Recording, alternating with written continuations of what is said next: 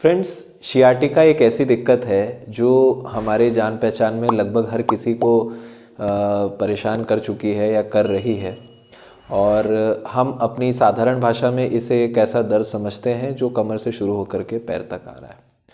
तो आज हम इस वीडियो में दोस्तों शियाटिका को डिस्कस करेंगे डिटेल में। हम उसे समझेंगे कि वाकई में शियाटिका क्या होता है, इसका उपचार क्या है, इसके कारण क्या हैं, और हम कुछ ऐसे प्रश्न का आंसर करेंगे जो एज अ पेशेंट हमारे लिए बहुत इंपॉर्टेंट क्वेश्चन है और जो शायद एक डॉक्टर के लिए उतना इंपॉर्टेंट नहीं है, लेकिन हमारे लिए वो बहुत इंपॉर्टेंट है। दोस्तों, मैं डॉक्टर प्रशांत त्रिपाठी, आपका अपना bone and joint specialist Prayagraj से। आज हम डिस्कस करेंगे शियाटिका के बारे में इन फुल डिटेल।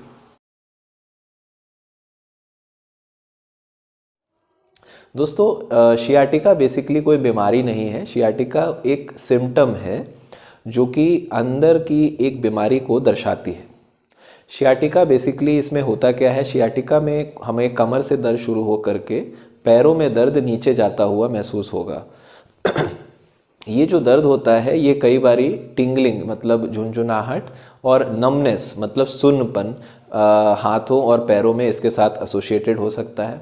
इसके साथ साथ एडवांस केसेस में कई बारी हमें मोटर वीकनेस शुरू हो जाती है, मतलब हाथ के या पंजों के चलने की जो ताकत होती है वो कम हो जाती है।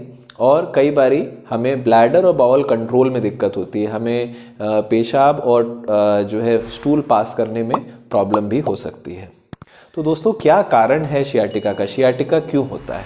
शियाटिका का बेसिक रीज़न है 3 कारणों से जो शियाटिका होता है। इसमें सर्वप्रथम जो रीज़न है वो है प्रोलैप्स इंटरवर्टिब्रल डिस्क, जो कि आप बहुत पॉपुलरली जानते हैं डिस्क प्रोलैप्स बोला जाता है। तो बेसिकली जो हमारी कमर की हड्डी है वो 2 हड्डियों के बीच में एक गादी होती है जिसे हम डिस्क कहते हैं, और ये गादी as a shock absorber act करती है।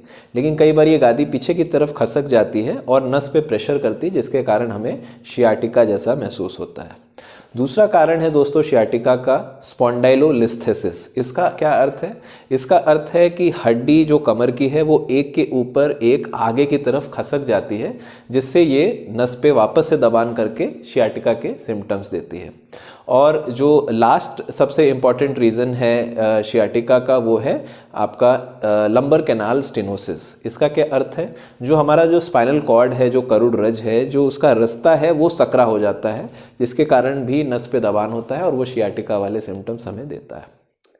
अब जो सबसे ज़्यादा इम्पॉर्टेंट चीज़ें हैं कि वो ऐसे प्रश्न जिनके हमने आंसर करने के लिए आपको वीडियो में बताया था। तो दोस्तों, सबसे पहला प्रश्न आता है, क्या शियाटिका लाइफ लॉन्ग रहता है? तो दोस्तों, इसका उत्तर है बिल्कुल नहीं।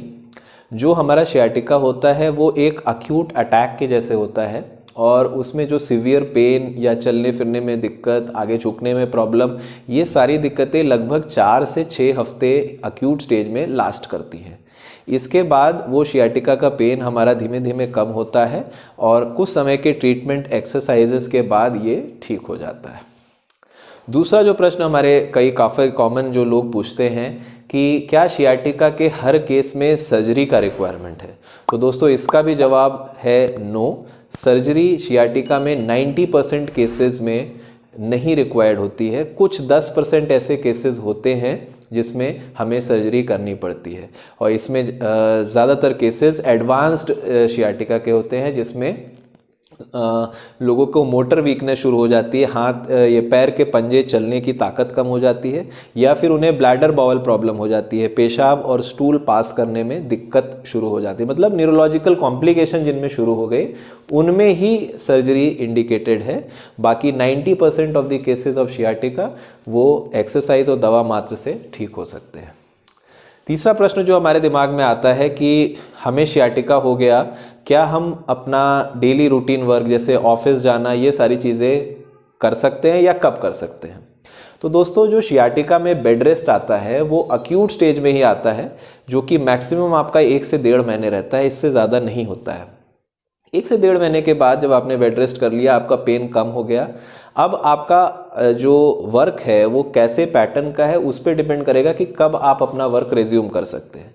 अगर आपका ऑफिस वर्क है, टेबल जॉब है, डेस्क जॉब है, आपको 8 से 10 घंटे एक टेबल चेयर पे बैठ के काम करना है, तो बेशक आप अपना वर्क 4 से 6 हफ्ते बाद बिल्कुल स्टार्ट कर सकते हैं। लेकिन उसमें कुछ वर्ड्स ऑफ प्रिकॉशन है जो आपको फॉलो करना है, जैसे कि आपको टेबल चेयर पे लंबे समय कंटिन्यूसली नहीं बैठना है, आपको रेगुलर पीरियड्स पे अपना जो है पोजीशन वो चेंज करते रहना है। दूसरी चीज़, आपको झुक के नहीं बैठना है, एक stout posture, proper posture maintain करना है। मैंने ऑलरेडी इस पर एक वीडियो डाला है, नेक पेन को प्रिवेंट करने के लिए प्रॉपर पोस्चर क्या है, वो आपके सियाटिका में भी वर्क करेगा। तो आपको एक प्रॉपर पोस्चर मेंटेन करना बहुत ज़रूरी है। और तीसरी इंपॉर्टेंट चीज़ ये है कि जब भी आप वर्क कर रहे हो तो बीच बीच में आप इसमें ब्रेक्स लेते रहें और अपना जो डाइट है, एक्सरसाइजेज है, मेडिसिन है, उनको साथ के साथ कंटिन्यू करें।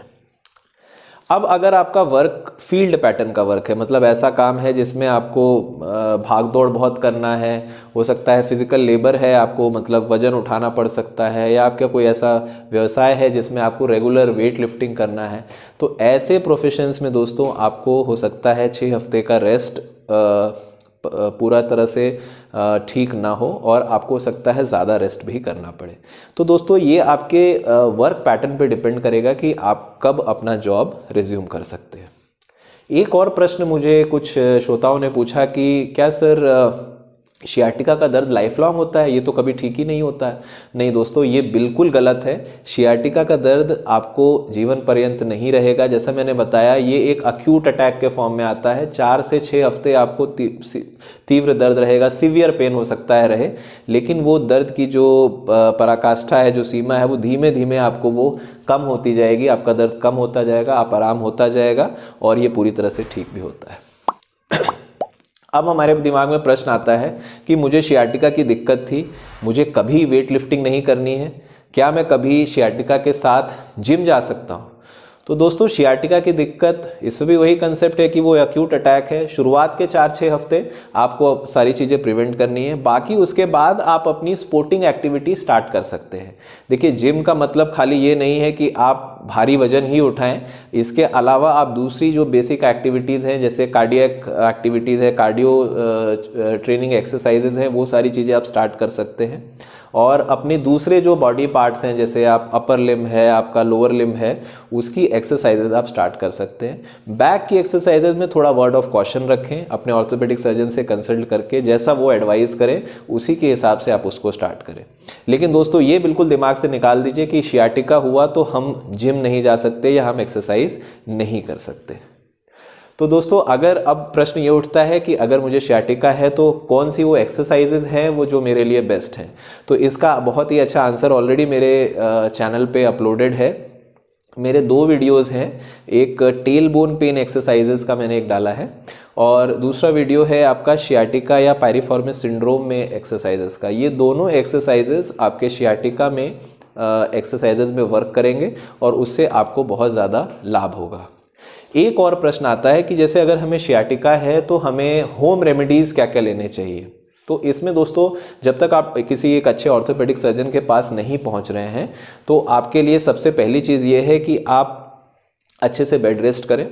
बेड रेस्ट में आपको ये ध्यान रखना है कि आप बैक के बल लेटें और अपने घुटनों के नीचे एक मोटा गद्दा या फिर 3-4 तकिया का एक लेवल बना करके आप उसके नीचे रखें। उससे आपको ये फ़ायदा होगा कि आपके जो पैर में खिंचाव या स्ट्रेच वाला पेन होता है वो काफ़ी कम हो जाता है। इस पोजीशन को दोस्तों हम फाउलर्स पोजीशन बोलते हैं और ये एक बहुत अच्छी होम रेमेडी है सियाटिका में ट्रीटमेंट के लिए। दूसरा चीज़ दोस्तों आपको ये ध्यान रखना है कि मार्केट में बहुत ज़्यादा एडवर्टाइजमेंट आजकल हो रहा है मेमोरी फोम गद्दों का, कि आप मेमोरी फोम लीजिए, ये आपके कमर के हिसाब से शेप ले लेंगे और आपको बहुत हेल्प करेंगे। लेकिन ये मेमोरी फोम गद्दे का कंसेप्ट बिल्कुल गलत है। आप हार्ड और पतला गद्दा यूज़ करें, कोई मेमोरी फोम मैट्रेसेस नहीं यूज़ करें। इसके अलावा दोस्तों आप घर पे हॉट फोमेंटेशन शेक कर सकते हैं, जिस भी कमर के भाग में, पैर के भाग में सेकाई से भी आपको बहुत ज़्यादा राहत मिलेगी। बाकी आप ऑर्थोपेडिक सर्जन से मिलेंगे तो वो आगे आपको इसमें गाइड करेंगे। तो दोस्तों इस वीडियो में हमने बेसिक ये देखा कि हम ऐसी शियाटिका के जो हमारे अंदर प्रश्न आते हैं उसका हमने इसमें उत्तर पाया। आशा करता हूँ आपको ये वीडियो अच्छा लगा होगा। दोस्तों मेरा चैनल जरूर लाइक और सब्सक्राइब करें। आपको शियाटिका से रिलेटेड कोई भी प्रश्न है तो आप कमेंट सेक्शन में हमें पूछ सकते हैं। अब मैं विदा लूँगा। धन्यवाद।